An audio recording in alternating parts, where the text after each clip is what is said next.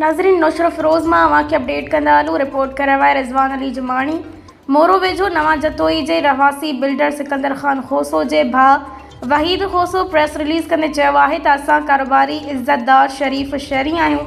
असांजे भाउ सिकंदर खोसो ऐं भाइटे आसिफ़ खोसो खे फ़ौजी नादिर खोसो जे खून में बेगुनाह फासाए वियो आहे।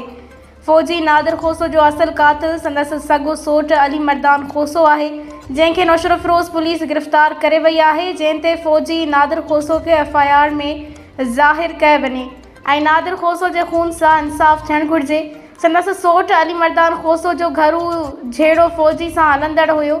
फ़ौजी नादिर खोसो खे घर अंदरि अली मर्दान खोसो गोलियूं हणी क़तल कयो आहे।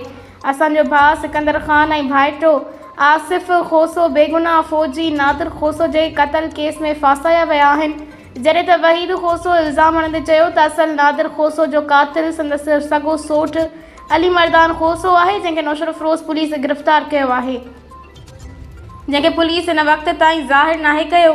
असां अपील कयूं था मुअज़्ज़ज़ अदालतुनि जे मुअज़्ज़ज़ जज साहिबान, सदर पाकिस्तान आसिफ़ अली ज़रदारी, PP चेयरमैन बिलावल भुट्टो ज़रदारी, घरू वज़ीर ज़ियाउल हसन लंजार समेत IG सिंध गुलाम नबी मेमण, DIG शहीद बेनज़ीराबाद, SSP नौशर फ़िरोज़ मीर रोहिल ख़ान खोसो खे त असल गिरफ़्तार कयल कातिल खे मर्दान खोसो खां सख़्त जांच पड़ताल कई वेंदी त असल फ़ौजी नादिर खोसो जो कातिल ज़ाहिर थी वेंदो।